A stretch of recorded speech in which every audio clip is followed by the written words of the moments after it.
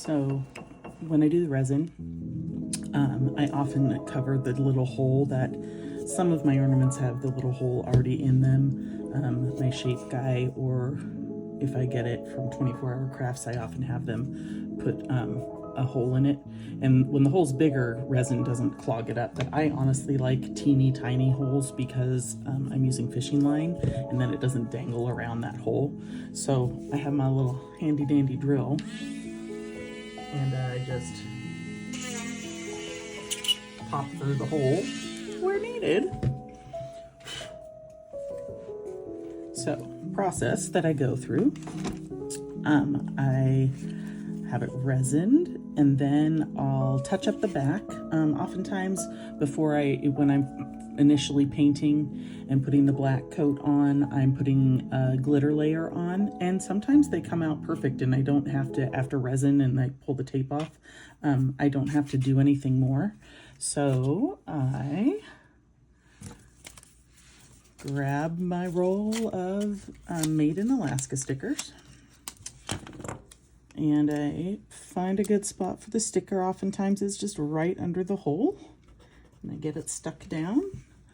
Take my Arteza acrylic marker, thank you Jenna for the recommendation, and I make sure it's not going to glop everywhere.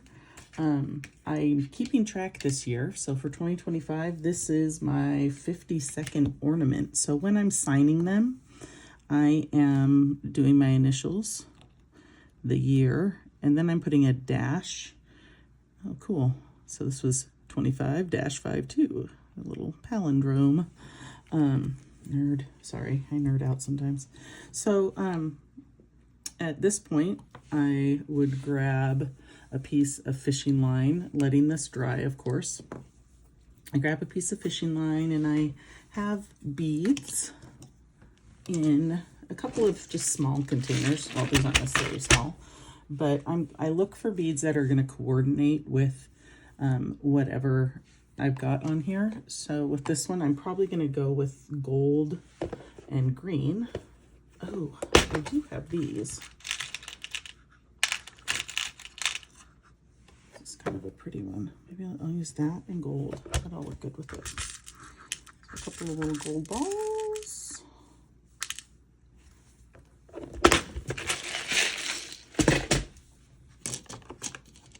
And fling it around. I'm so gentle and clumsy all at the same time. So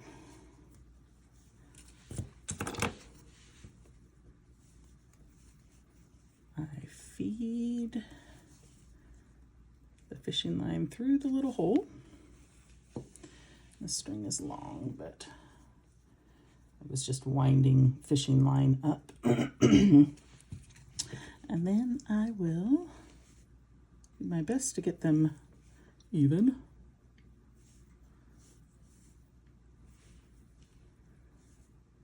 And string the beads.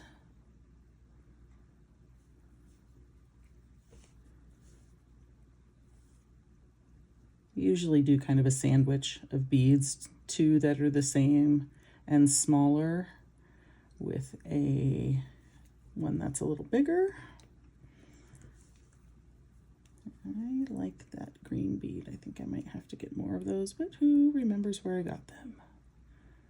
Actually, I think I may have bought those in Idaho at Joann's. I wonder if our Joann's has them. Okay, so looks like so. I think that looks good. And I just take it and I make sure that when I'm tying, and it depends on which fishing line I'm using and what size the hole is on the beads. I do try not to let this hang too, like that was way too much. I don't want to have an enormous amount of string. There's no true science to it. I don't measure. I just tie very simple knots and try and make it land on top of each other, do a couple of them, and then I test to make sure that bead is not going to slide over, and that's not. I take my super duper sharp sewing scissors. I don't sew. but I have sewing scissors. And I have gold and silver hooks. And because I used a gold bead and there's more gold tones in this, I'm gonna grab a gold hook. So all of this is, I kind of have a whole station here. Of course I try and grab a hook and it does this. Can't be easy for a video. So I grab a hook, and then my process honestly is, let's see if I can get it to show. I've got this light and I hang them on this light until I'm ready to take photos of everything. But this is this one, muskox and snow-covered spruce.